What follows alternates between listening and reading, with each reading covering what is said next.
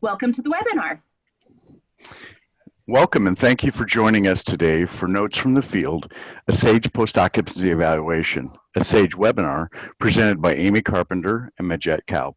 At this time, I'd like to invite our panelists to introduce themselves.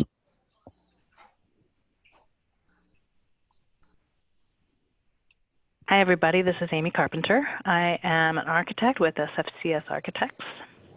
And my name is Migette Kaup. I'm a faculty member at Kansas State University.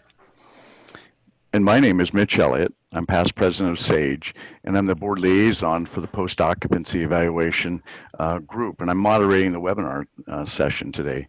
SAGE is pleased to present the AIA-approved webinars every month. These webinars are free to SAGE members, and we have made it this one free to non-members as well. Please visit sagefederation.org for information on SAGE membership. I think you'll agree it's $95 well spent. This session was originally presented at the Environments for Aging conference earlier this year in Salt Lake City. If you've never attended the conference, I strongly suggest you consider attending in 2020. While the content, connections, and inspiration you'll enjoy at EFA are well worth the financial investment to travel to and attend the conference, SAGE members do enjoy a 10% savings on the EFA conference registration, which more than pays for the cost of the SAGE membership. You will be muted the entire webinar session. You will have the option to type in questions by clicking on the Q&A button at the top of your screen at any time. We will answer those questions at the conclusion of the session if time allows. Please keep your questions relevant to the topic that's being discussed. SAGE is an AIA-approved provider, and the participants in this course are eligible for one AIA learning unit. Please note that you must be registered for and logged into the webinar to receive AIA credit or a certificate of completion. SAGE will report credits earned by the course attendees to AIA CES and will provide certificates of completion within 1 week if requested. If you do not enter your member number or request a certificate of completion upon registration, please email info@sagefederation.org. The information presented in today's presentation is protected under copyright. Keith Gray with J&J Flooring was going to be able to join us today, but had another issue come up in his schedule. Keith is the Director of Applied Research for J&J Flooring Group, and they are generous sponsors of the 2019 SAGE POE. J&J Flooring has been just an amazing support for SAGE and many of the initiatives that we've been pursuing. So thank you, Keith and J&J for really valuing the post-occupancy evaluation and for your support of the SAGE POE. Amy and Migette, take it away. Great, thanks, Mitch. First, we want to start out with the course description. These are required by the AIA, and these were sent out with you, your invite to the presentation. Next is the learning objectives, and hopefully we will cover all this and more. And of course, this is all copyright materials, and please don't reuse it without permission. Thank you. Okay, so let's start out with introducing you to the post-occupancy evaluation team. A multidisciplinary team is really the key to SAGE's POE process. Each person brings a different perspective, and that really brings a much better outcome and really adds to the richness of the discussion that we have. Our team included me, Amy Carpenter, Migette, of course, who was our research coordinator. She is also an interior designer as well as an educator and a gerontologist. We had Kelly Hoffman from RDG Planning and Design, and she is an interior designer. We had Skip Gregory, who is a former AHJ for the state of Florida, and he is now serving as a regulatory code consultant. He's also an architect. Then Russ McLaughlin, who is with AG Architecture, and he's an architect. Keith Gray, of course, who Mitch mentioned. He provided a research background and the flooring perspective. And then last but certainly not least was Steve Lindsay, who is an administrator at Garden Spot Communities in Pennsylvania. Okay, so let's talk a little bit about the research component of the POE and the selection process. In addition to having an interdisciplinary team, one of the things that we like to do is look carefully at what sort of project warrants an evaluation for POE. So the process for selecting sites starts with the Environments for Aging review process that identifies projects that are notable. And what we're looking for when we identify a project is that there's some excellently stated design goals that provide some unique design features that might be of interest to other providers or designers or allied practitioners. And so when we looked at the Live Generation honorable mention winner as designed by Tama Holick Design and Todd and Associates, we were really pleased to see clearly stated programmatic goals, and we saw an emphasis on a multi-generational engaging community, and we thought these variables would be really interesting to ask questions about. And so we reached out to the designers and the administrative leadership and asked them if we could come on site. Part of the process that we use with the POE is to follow approved research protocols for engaging human subjects in the process of collecting information and feedback. And so we definitely are interested in speaking with the actual users of a space, and we make sure that make sure all the participants understand that they're under no obligation to share information with us, and we do that through an informed consent form. At the Live Gen, we were very fortunate to be able to speak with a wide range of residents, staff, as well as administration, and Luann Tama Holick was also engaged in these conversations as the interior designer. This matrix is just intended to demonstrate the cross-referencing process that we use to focus on key design goals that closely relate to the SAGE principles. And while the team is always open to any observation, using this matrix approach and kind of a targeted focus gives us a clear sense of direction with the limited time that we have on site. So we want to give you a broad sense of the site and its basic characteristics. This was a new construction project. It's been occupied for about 2 years now, and it was about a $25.5 million project with an average construction cost of $171 a square foot. Sorry. It is a combination of IL/AL living options. There are 97 apartment units that accommodate independent to transitional assisted living.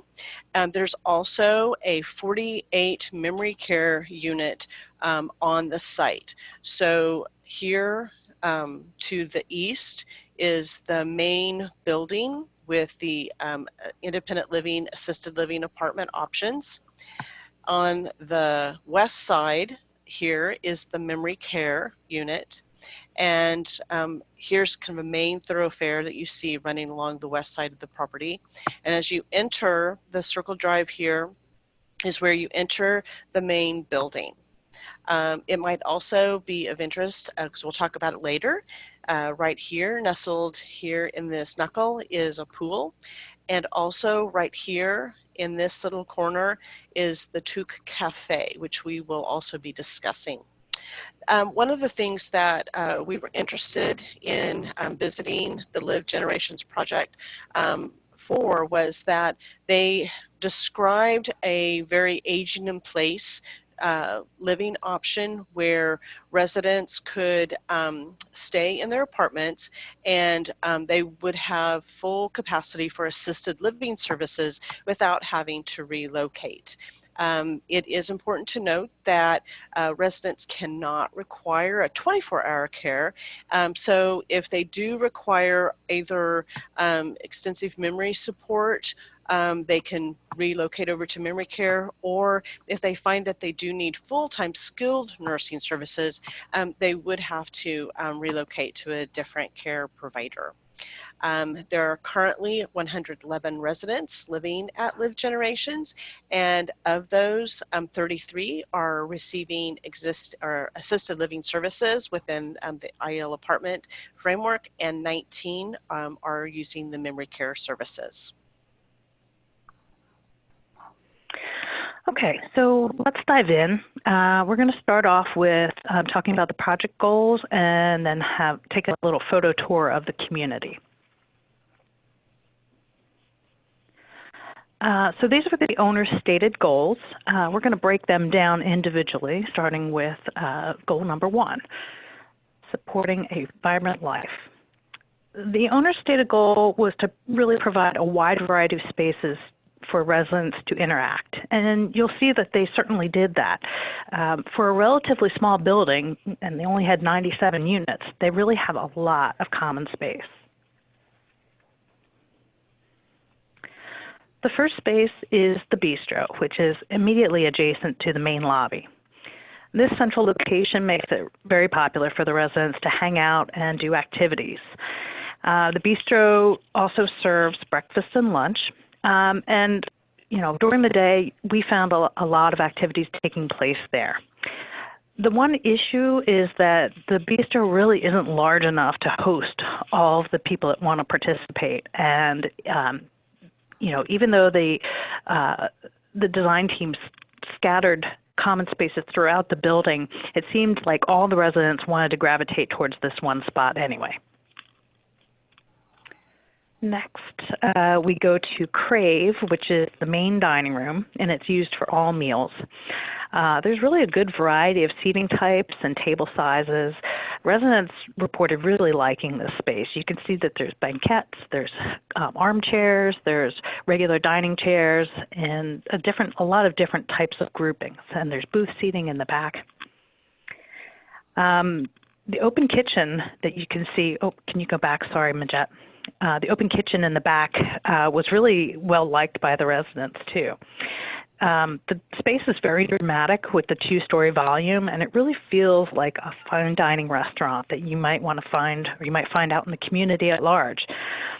The one thing that the residents did say is that there's a corridor that wraps around Crave, and it's open to Crave, and then the residents who live on the other side of that corridor did complain about a lot of the noise from the restaurant coming up and disturbing them.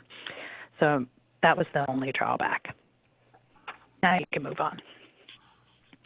This is the wine room. This wine room is used for new resident orientation and welcome parties, and then some meetings. It's a lovely designed space, and it really does have the flair of a Tuscan wine bar. The next space is the tea room, and this is really a gem of a space. It's used for residents, but they also have groups come in, like the Girl Scouts, for high tea. There are a lot of really intricate details in this space, like the teacup chandelier, hand-painted ceilings, and then there's a hat rack in the back so the guests can dress up for tea. And the space really does feel special. They initially held high tea once a week, but then it stopped feeling so special for the residents. So now they reported that tea is held once a month. However, since the room is always set for tea, it really becomes more like a stage set or a museum, and no one can use the room for anything else. It just kind of felt to us like a wasted space, even though it's beautiful. The next space is the art studio, and this was a really interesting space to us. During the construction, Luann Tomaholic, the interior designer, saw this space with its huge windows, and it was originally just specified to be a storage room. And she's like, no. With these great windows, we got to turn this into a usable space. So they turned it into an art studio. The problem is that is a small space, and it was hard to get more than 6 people in the room at any one time. And if anybody had a mobility device, then it really was almost impossible to move. So it's not really used too much now because the art teacher left. There's nobody really to get people interested in doing art, but occasionally one person might wander in and do some art. This is the card room, which is on the 2nd floor, and you can see it leads out to a nice balcony that overlooks the interior courtyard. And then we come to my favorite spot of all in the building. This is the sky deck, and I mean, what a view. You can see, I'm from Philadelphia, so we don't get views like that out here. It's gorgeous. But there's a game room or lounge space right inside, and the 2 spaces really work well together for special events and activities. They'll rent out this space for families. The weekend before we arrived for the POE, a resident's family actually held a large Super Bowl party there, both inside and outside. There's a large outdoor television over a fireplace. There's a barbecue grill. There's soft seating, dining room tables. It's just perfect. I think I'm going to actually make arrangements to go out there for the next Super Bowl. Next is the hallways. As you maybe noticed from the overall picture of the plan, the building is kind of a donut shape with a courtyard in the middle. And the hallways, they supported wayfinding with themed artwork in each wing. And the residents actually picked up on this, and they said, oh yeah, I live on the wing with all the flower art in that wing. And then one resident took advantage of the hallways, and she started an indoor walking club. She figured out that 4 laps around the building equaled 1 mile. And she didn't like walking outside because she had allergy issues, but inside was just perfect for her. And then other residents who joined the walking club really appreciate the fact that there are numerous places to stop and sit along the way, so that when they can't keep up with the walkers, they can stop and wait for them to come back on their next lap. But the artwork package throughout the building was just phenomenal and really, really well done. And it wasn't incredibly expensive, but just nicely detailed. Then there are numerous outdoor areas for residents to gather and to be active.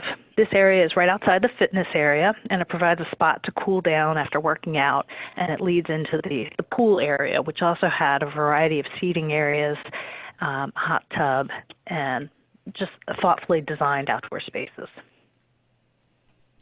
One thing we might note about the pool was some of the feedback we did get from the residents was that because the pool was located kind of on this interior space on this side of the building, was that during the summer, the sun actually was directly over the pool, and in the winter, the pool ended up being in the shade. And they kind of wished it was the opposite way around. Because of the sunshade patterns, it created just a little bit of thermal comfort issue for them. But if you can see right here on this handrail, you notice it's blue there. It's actually a padded covering to help prevent burns. If you're coming out of the pool on a hot sunny day, it provides extra grip as well, but it also helps prevent from that heated metal being difficult to hold on to. It was kind of a nice touch.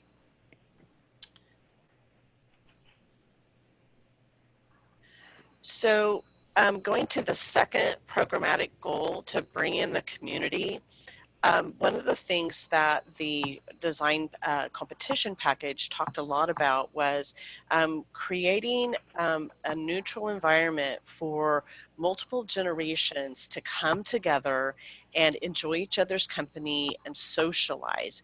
And they did this by creating a cafe that had a very public side, and they worked very deliberately to create an aesthetic to create what they called an urban appeal. And the public space they created was called Tuk.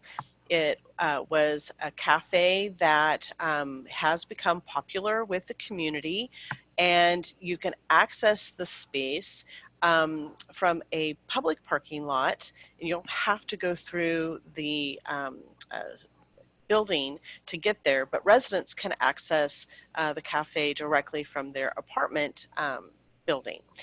It does attract people from the larger community. The staff reported to us that according to their Yelp statistics, they are getting hits of interest from individuals from within about a 5 to 10 mile radius. So if people use the Find a Restaurant Near Me app, they're actually, finding this location and making the drive to come and, have lunch or grab a bite or just coffee here in this cafe.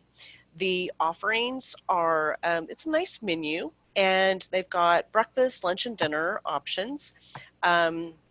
It covers more of the in-between typical meal times for the residents. It was interesting. They tend to like to go to Crave for their main meals, and then use this for socialization, with friends from the community or visiting family and such. And one of the things the residents did kind of mention was that they wish that there were maybe a few more healthy options on the menu, but in general, they really liked the things they had to select from. Getting to Tuke was, however, just a little tricky, we noticed, because it seemed to lack some curb appeal because it was set back from the street and not really very visible. So this was really the only thing from this main thoroughfare that we pointed out earlier that would indicate that there was a cafe available for anybody to come to. But unless you really knew that was a open public cafe, it was hard to just pull people spontaneously off the street. There was a sidewalk from the main street up to the building that you can see here. So for pedestrian traffic, there was absolutely good accessibility. It was just more about location identification for the cafe. To deal with this a little bit, they have added some bright banners on the campus. Many of these are really geared more towards maybe the adjacent residential complex, which is also owned by the same company. And so it helps direct people towards the Tuke Cafe. And they're trying to pull more people in so that they can obviously have a good financial model. Migette, if I could, one of the things that we looked at as a team is sort of like if you remember back to the site plan, we were hoping, if the memory care building was pushed further in the site and Tuke was out on the corner, that would have really drawn a lot of more people in with that visual access. But it was a really tough site, and there were a lot of challenges that the design team had to overcome, and I guess that was the trade-off that they had to make. And we looked both at kind of that macro level wayfinding, also some of the more micro level wayfinding issues as well, looking at details such as the graphics on the door. So if you were driving by and you pulled up that circle drive and you were kind of looking, the graphics here are not really visible. The contrast isn't strong enough for the Tuke hours, and so you'd actually probably have to get out of your car, run up to the door and see, are they open, because this is just a little hard to discern. If they had applied some of the more strategic graphics, such as Coca-Cola's labeling, or the fact that you could clearly tell once you got in there you had free Wi-Fi, that might have been a little easier for people to also identify the cafe. They also did things like put out little lunch boards and such, and they tried to, again, make it fun, and the appeal of bottomless mimosas, I mean, who can resist? So inside Toque, here's just a little cross section of the variety of colors, textures, patterns that were available. You can see that the furniture is fun. It leads to a casual, relaxed vibe. We definitely saw age groups of, all generations. We talked to a resident who meets his friends regularly there in the cafe. They come from the outside community every week. We saw college students studying there. We saw a businessman who had his computer out. He was working on one of the tables in the corner. Residents say on the weekends that there are a lot of young families with their children that come.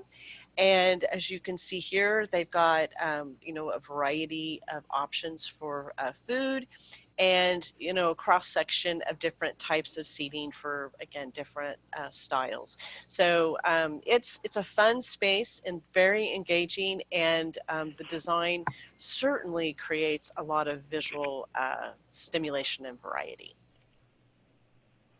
For sure. So another one of their programmatic goals was to allow the residents to age in place. They really wanted to make the apartments flexible for residents, and only, as Migette said earlier, only when they needed to have like full skilled care, use lifts for transfer, or if they needed a more secure memory care environment, then they would need to move. And if residents got too frail to travel down to the dining room, they provided room service. So they really tried to make a lot of accommodations throughout to help support aging in place. The apartments were really good sized. Most of them had full kitchens, and most had a patio or a balcony space. You'll see that they have walk-in closet and just generously sized rooms.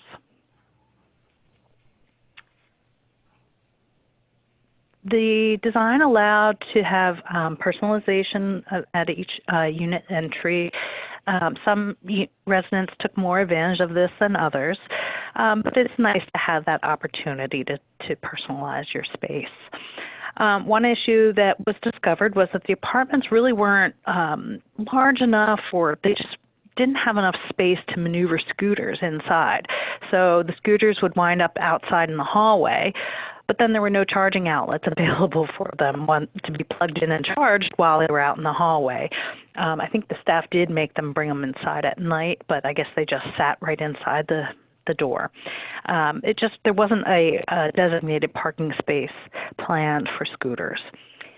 And on the right, you see that there were kiosks for charting notes, and these are scattered throughout the building so that it would help the staff make notes as they were providing care in the different apartments. And we'll talk just a little bit about the care tracker and the delivery of assisted living services at the end. So take note of that position of that care tracker. Yep. So coming in the front door, you have a stacked washer and dryer located the entry next to the kitchen, and that's great. Especially for an assisted living apartment, you wouldn't expect to have a washer and dryer, especially a full-size one. But the problem that the residents said is there's really no place to put the detergent because you can't get shelves above there, and the closet just isn't wide enough for anything else other than that washer and dryer. I guess you could have put them on the decorative display shelves to the left of the front door, which is just a step away from the washer dryer, but that's not really the thing you want to display. The other thing that some of the residents noted was actually trying to reach into the tub, the washing tub, could be kind of tricky too, because due to the nature of how this stacked unit works, the functionality of having a full reach is just a little challenging. And that's just an equipment issue that should be taken into consideration for a stacked situation for senior living.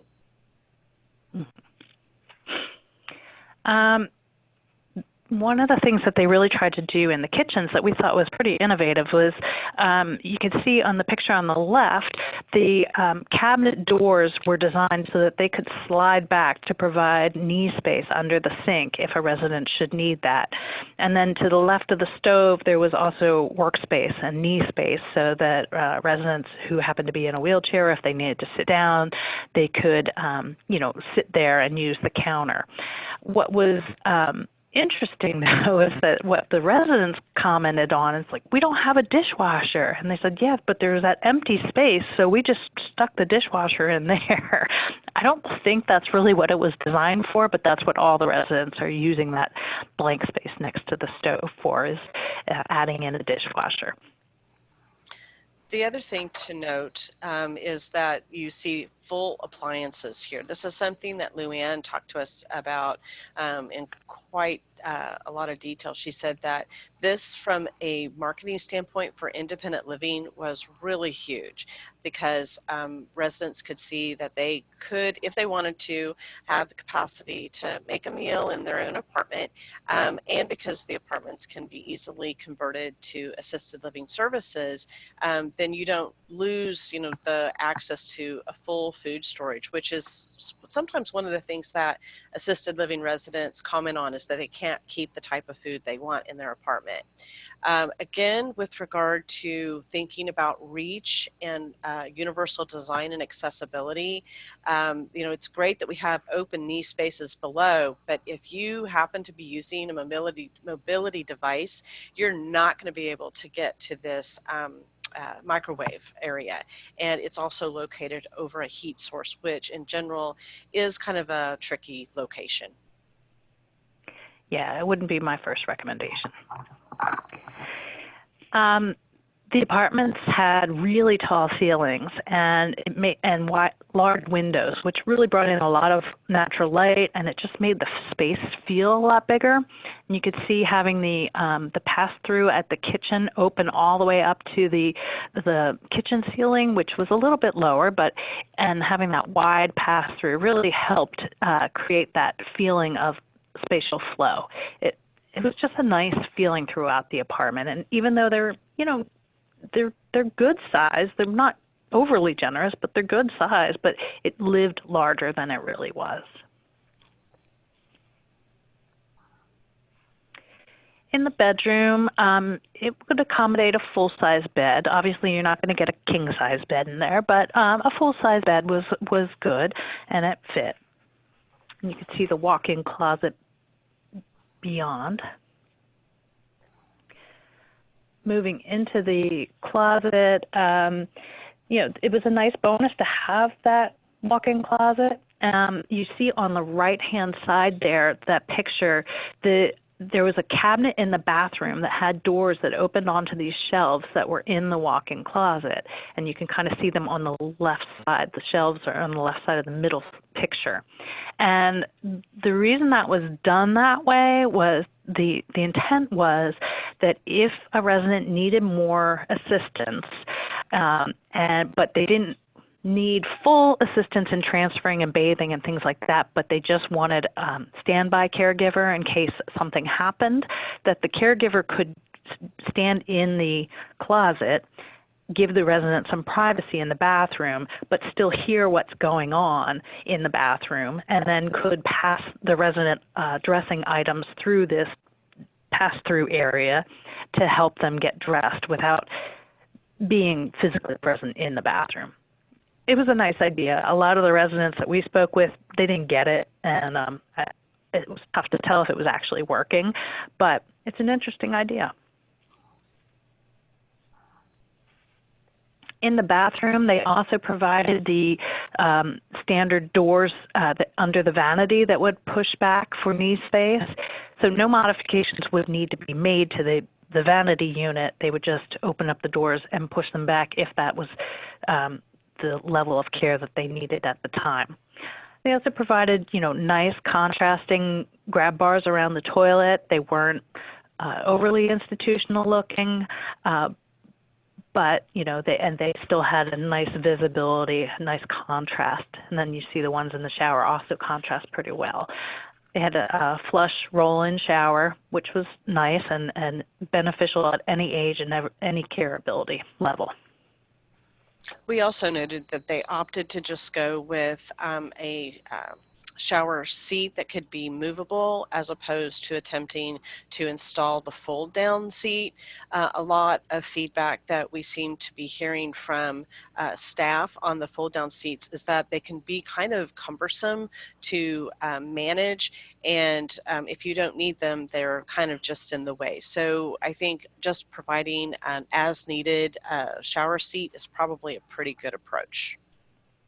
Just as an aside before we go on from that is that the latest version of ANSI requires those seats, but a lot of providers are pushing back on them and saying because they're not really necessarily usable if you're providing care. So a lot of places are allowing variances from ANSI to get away from that.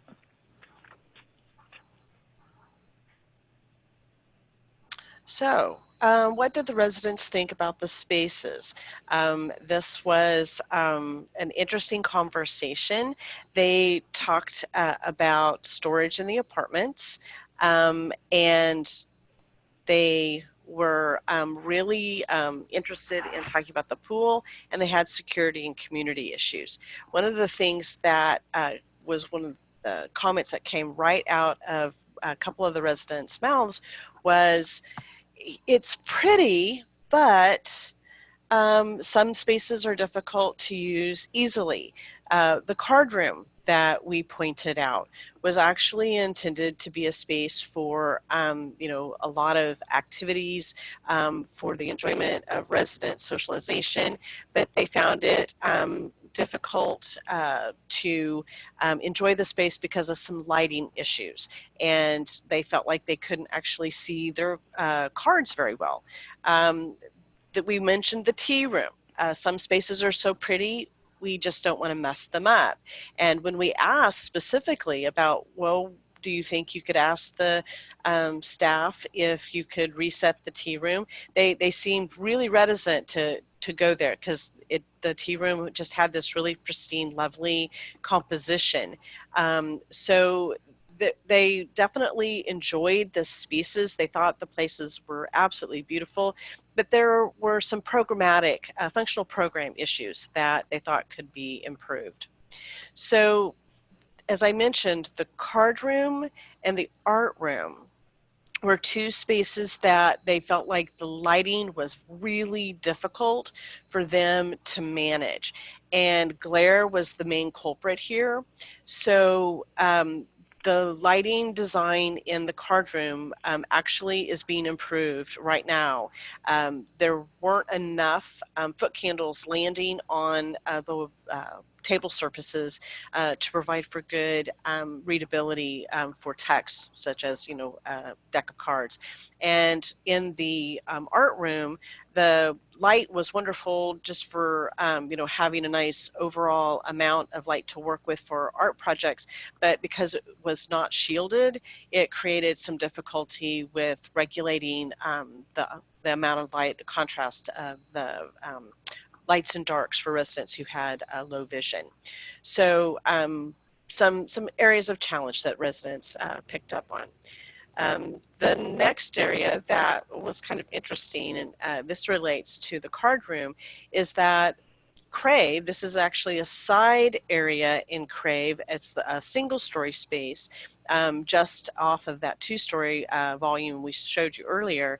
This is actually where the residents had decided that they would take their card game. They enjoyed meeting here, and they would play on a regular basis, and they felt like the light levels provided them the support that they needed. The other areas that they picked up on and talked quite a bit about, in fact, we had two separate resident interviews going, and both groups of residents mentioned this, and that was that the storage in the apartments was challenged. Amy, you want to talk a little bit more about that? Yeah, we're still not entirely sure how, but they said that the upper cabinets didn't fit dinner plates. And they seem to be normal depth cabinets, but they say, yep, they just don't fit my plates. I had to go out and buy all new plates, which is kind of a little strange. They also noticed that noted that there was a conflict in the resident bedroom, that when the bedroom door was open, it blocked the entrance to the bathroom, and then when the closet door was open, it opened towards the bathroom entry, so that you had to, close the door to the closet, walk past it, open the door back up, and then walk in. So it was just a simple thing like just changing the hinge side of the door up to the closet would have made their life a lot easier. They mentioned, the scooters parked in the hallway. They really wanted to have a designated storage space in the apartment for their assisted devices.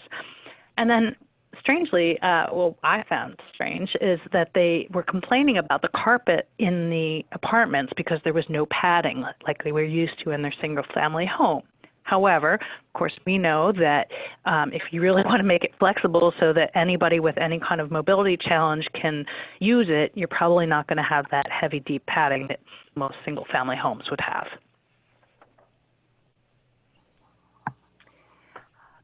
Migette mentioned a little bit about this before, that the pool wasn't properly sited, that maybe if they had flipped the building location and had the pool so that it was in the sun in the wintertime and in the shade in the summer, it would have been a lot better, because people don't use it in the wintertime now because it's too cold and there's no sun.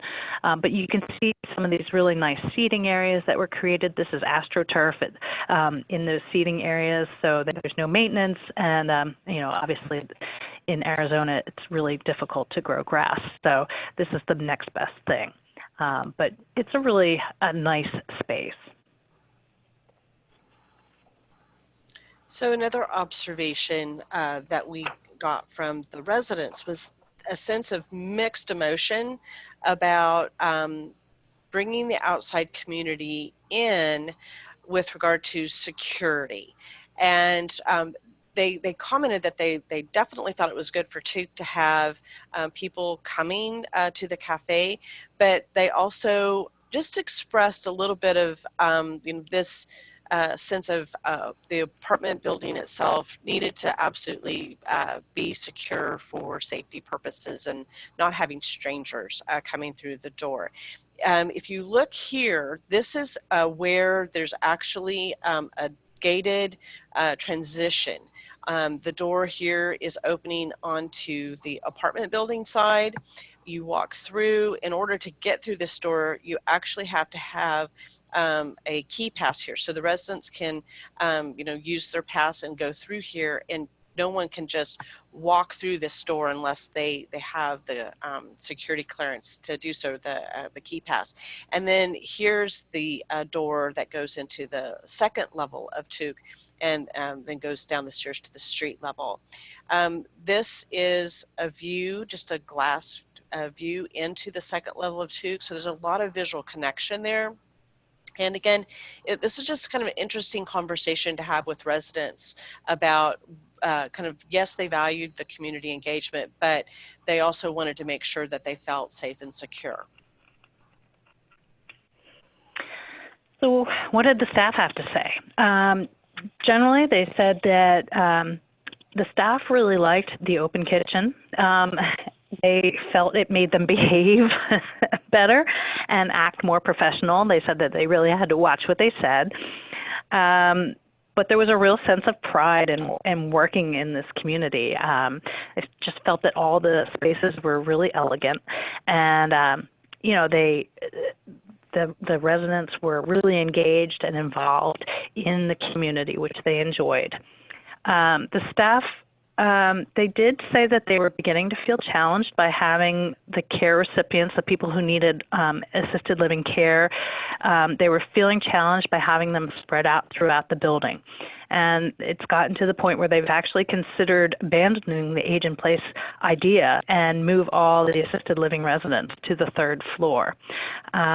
That's kind of a shame, and I think that a lot of that has to do with the fact that none of the staff that are running the building now were involved in the design process, and maybe they didn't fully understand the way that the building was intended to be run, and that might have some of the drawbacks there.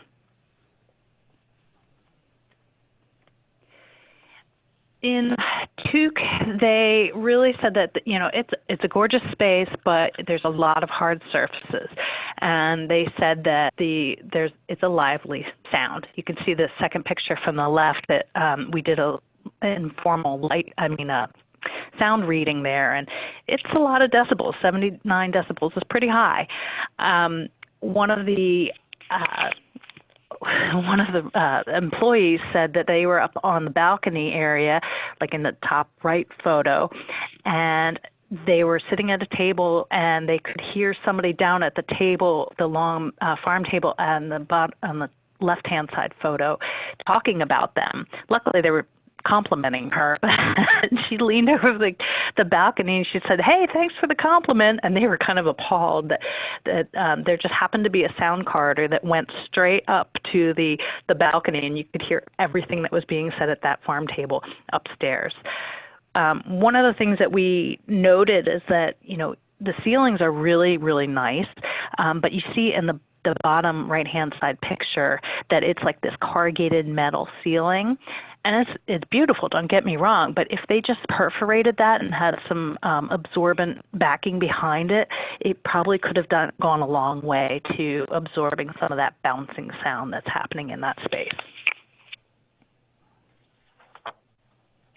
Another thing that we heard is that there's a two-story volume space in Crave's dining room, and then there's another two-story space in the front lobby, and you can see kind of over the stairwell that there is an opening from that stairwell landing from the lobby to Crave, which is in the back. So the staff reported that there's this really interesting sound corridor that if you stand at the grand piano, you can hear everything clear as day that's coming from the main kitchen right out into the lobby. They're not really sure how to handle that yet, but it's just an interesting coincidence, and I guess it's because of all that hard ceilings and sound traveling around. So to sum this up, what were some of the key takeaways for the POE team? We mentioned in a couple of the observations from staff that we got a sense, in fact, sometimes staff just said, boy, if they would have just involved us in some of this initial design decisions, we could have helped them understand how to make sure to plan some things a little differently. One specific observation that the dietary staff made was that for for Tuc, no one got the dietary staff involved in thinking about what the menu would be. They had initially wanted to do oven-fired pizzas, but because they didn't ask the right questions, or they didn't know to ask the right questions, they made the decisions about the cooking equipment, the power source, and the power supply without experts involved. And by the time they had the footprint laid out and got the dietary folks involved, they had to say, I'm sorry, there's no way with this layout and with this power load and with this equipment that we can do the pizzas that you had kind of envisioned for the flavor of Tuc. We're going to have to kind of alter the menu. And so it was a real reminder that it's important to definitely get the people who will be involved in providing the service or making those key action items happen early in the planning process so that you don't have unintended consequences. As we've spoken about in length, the auditory and the visual environment were absolutely rich, but there were some challenges that residents were noting. These things are not surprises to any of us who work with senior care environments. It's just a constant reminder that spaces definitely have an impact on the function and the quality of life that our users experience. So paying close attention to acoustics and light is something that we can all continue to pay close attention to. The last thing was really an interesting outcome of the conversations that we had with the residents. Again, this resonates back to the "it's pretty but" comment. And the idea that, it's wonderful to have all of these great spaces, but it takes deliberate, engaged programming from the organizational and operational side of the environment as well. Residents noted that they were still kind of waiting for a permanent position to be filled for the activities professional, and they really desired to have someone who could create a wonderful program of activities that would support their interests. But a lot of the spaces, even though they provided an amazing opportunity and an affordance, it's still required planning and someone actually designing the experience or the activity to support the environmental, in setting that would make that happen. So it's interesting that it's not just design it and they will come. It's design it and then make sure that it's well planned and programmed from the organizational and operational side. They also noted that the environment was set up to focus so much on, vibrant life, active, happy, which, was a positive. But they also said, you know what, we're older people. We also want to talk about the realities of, what we are going to need as we continue to get, older yet. And, we are not naive to the fact that end of life is coming for us. And they wanted to make sure that the recognition that life needed to be authentic, that the environment could absolutely create vibrance, but it wasn't about just pretending that they didn't have aches and pains or creating a pretend world. They wanted their life to truly be an authentic experience, and that was something that many of us kind of walked away kind of reflecting on in a real sincerity of what we do as designers and how it can translate to the experience for our users. Well, thank you so much, Amy and Migette. This concludes the AIA CES education portion of the course, but we're not done yet. We have a few minutes to go through any questions that you may have. So you should see the Q&A button in the upper left-hand corner of the screen. Just click on that to type in your question. And we do have a few questions that came in during the webinar. First, will the presentation be available after the webinar? The webinar will be available, but because the materials are copyrighted, we don't tend to lock this down in a PDF and distribute it, but there is a white paper that has this information and more that will be available to you immediately following this webinar. In Migette, there's actually some deeper dive information available for members of SAGE as it's tied to this POE. Absolutely. Okay, another question. We've got some folks that have great attention to detail. So there's a question as it relates to the stools in the Toque Cafe. They don't seem to be very elder friendly. Could you respond? Did you look at those? Did you have any comments? They just don't look that elder friendly. You want to take that, Migette? Sure, I'd be happy to. Okay, you're right. But the Toque in general has a variety of seating options. And if you notice, there were also bean bags on the floor. I would probably also classify those as not very elder friendly. Even at my age, I don't revel in the idea of getting down and trying to wedge myself out of a beanbag. But it was intended, obviously, to provide some variety and choice. Many of the chairs did have arms. There were soft lounge chairs upstairs that also did have arms. So yeah, we would concur that not all of the seating would be supportive of all users, but at least there were choices for people. Excellent. I want to bring up a clarification point as it relates to the white paper. the white paper will be available for the next 24 hours, and anyone that registered for this webinar will be sent a link to access that white paper. Okay, I have another question. It relates to the care tracker kiosks. They seem to interrupt the lean rail. It affects the continuity of that assistive device. Did you have any comments or thoughts on that? Yeah, I mean, I don't think that that was as big of a concern because it's not full skilled level care, and typically, you know, a door would interrupt the a lean rail or a chair rail for that much space anyway. So we didn't see it as a big issue. Okay. Another question that relates to the fully accessible apartment units. Do they include stackable washers and dryers? Yeah, I believe all of the units, except for maybe the studio apartments. Yeah. Okay, were all the units fully accessible?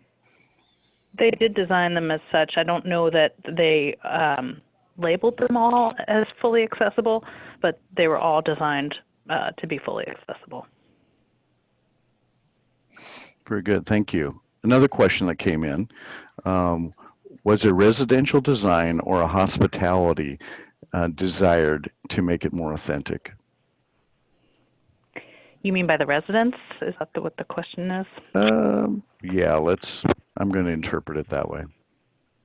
Okay. I don't know that the residents really expressed a preference per se. You know, this clearly, I think, had elements of both. But it was interesting, and, you know, Migette, I'd love to hear your take on this too, but it was interesting that, you know, the intent of the design group and the owners was to create all these different spaces that people could hang out in and interact with each other. But then the residents raised an issue about, there was one particular resident who loved to sit in the front lobby all day and do crossword puzzles. And all of the residents really didn't like that she would sit there all day and do her puzzles. That's what those spaces are for, right? So it was hard to understand what their thinking was. Yeah, and when we talked to the residents about the, you know, what they liked the best about the community and their, you know, apartments or the social spaces, they really did express a strong appreciation for the fact that they felt like their apartments provided them with, you know, the spaces that made them feel at home, minus the fact they had to buy new dinner plates. But the nature of hospitality versus home-like, I think, is something that you do need to have a clear sense of when you start a project based on what your client's vision for the community is. This space, or these spaces that came together, are wonderfully decorated in so many aspects that they definitely take a little bit of a hospitality flair, but there's a level of quaintness to it as well that is still approachable and familiar and friendly from a, I want to, you know, go in there. I would feel comfortable going in there, with a few exceptions of some of the spaces that they felt like they shouldn't touch. So it was kind of an interesting mix of behaviors and desires that were being expressed. And part of it revolved right back around to getting a sense that maybe there was just a little bit of a gap in the operational and organizational programming that would support some of the environmental features that had been provided. Excellent. I have another question that came in. Could you share the identity of the art vendor that was used for the corridors? I'd have to call Lou Ann, but I will tell you. Yeah, I know that she, oh, go ahead. I was going to say, her and her team were masterful. Mm-hmm. They, well, she said it was all stock pieces that she just resized and reframed. Like, you know, she ordered them, you know, through a vendor or a catalog or something like that. But it was just It was a lot of gliche, I think that's how you pronounce it. I always pronounce that wrong. Artwork and just custom sized and custom framed. But she did share the budget, and the budget for the building blew me away because it was only $250,000 for everything, including the custom sculpture at the front entrance. And you would have thought that it was 10 times that budget. Yeah. We have, well, we're actually come to 1 o'clock Central Time. Are you two available for a few more minutes to answer a couple more questions? Sure, I can hang about for just a couple more minutes if you want to let people know about the next SAGE webinar first. Sure, let's do that. Well, this really wraps up the notes from the field, the SAGE post-occupancy evaluation. The SAGE webinar presented by Amy Carpenter and Migette Kaup. Thank you for joining us today, and thank you, Amy and Migette, for dedicating your time and talents to the SAGE POE and for sharing the valuable information and insights today. We certainly hope that you have all enjoyed today's session and found it worthwhile. Keep an eye out in your inbox for the link of the recording of today's session, as well as the 2019 SAGE POE white paper. Webinar registrants will be the first to have access to the valuable summary of the 2019 POE, complete with photos and team member insights. The email will also include a link to registration information for our next webinar, the 2019 EFA Design Showcase, a presentation of industry-leading design coming up on November 6th. So in about 15 seconds, you'll be prompted to fill out a quick survey. Please provide comments and suggestions which can help us improve, as well as provide interesting topics for the next session. On behalf of SAGE, thank you for joining us.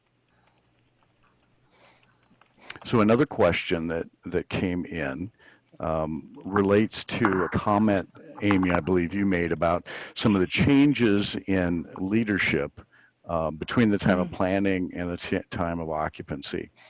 So the question is, how can a provider provide that linkage between the planning process, the design decisions that were made, and that next group that may be coming in to really execute the plan, to really operate the building? Because we all know there is turnover that happens in our industry. Sure. Yeah, I mean, that's a good question. And, you know, not being a provider, I don't know for sure, but I would say that the first step should be an educational session where the owner and maybe the design team would be helpful to walk the new staff through, like, here's why we were doing these things, and how do you think that's going to work with your style? These are the decisions that were made, and this is how we envision this working. And I mean, it's always a challenge. It's not going to be a perfect fit to what the new staff had envisioned if you're planning it with the previous staff, but you can only hope that there's some correlation. There's some transition in the handoff, so to speak. Yeah, yeah. Another question, what are the benefits of an organization allowing SAGE to come in and do a post-occupancy evaluation? Okay, that is a super question.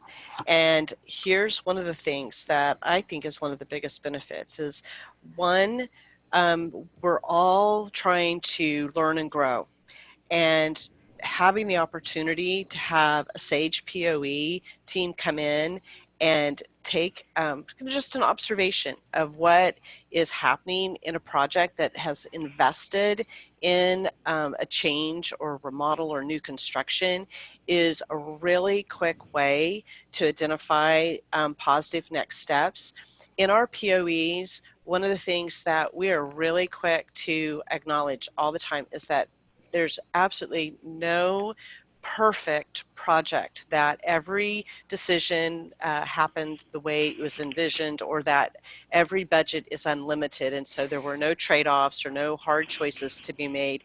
We understand fully that you know, a design team and a provider do the very best that they can with the resources that they have. But a SAGE POE is an opportunity to continue to learn. It's a continue to show how you've been innovative, how you have been forward thinking in creating a positive environment for your community, for your staff. And it's just a great experience to get insights from multidisciplinary team. Thank you. I think one last question that we have, what's the difference between a SAGE POE and some of the post-occupancy evaluations done by the Design for Aging group within the AIA?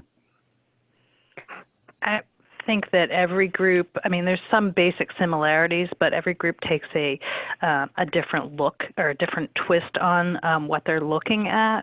One of the things that I really find beneficial about the SAGE POE and what I think it makes it so valuable is that multidisciplinary approach that we take. It's not just all architects looking at another architect's building. It's getting providers involved and getting regulators involved and getting that diversity of point of view to look at it, an issue from different angles, because, you know, I'm going to look for something very differently than what Migette's going to look at it. And, you know, Steve Lindsay, coming from a provider's point of view, noticed things that we wouldn't have even thought about. So it's that diversity of opinions and perspectives that makes it more valuable. I was wrong. There's one more question that's come in. How do you select the team members for the POE, and how would one express interest in participating? Well, the first thing we try to do is look at the design criteria that has been identified in the site that we would like to visit, and we try to tap experts who are in those professional areas. So our next POE, which we'll be teasing soon, is likely to have a food service expert as well as an occupational and physical therapist who works with senior care.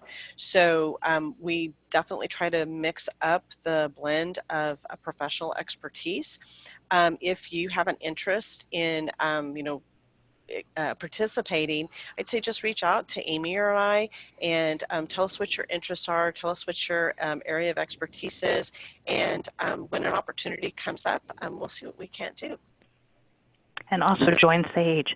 Yes, join SAGE. SAGE members are always prioritized on our POE teams. Yes. Very good. Thank you, Amy and Migette.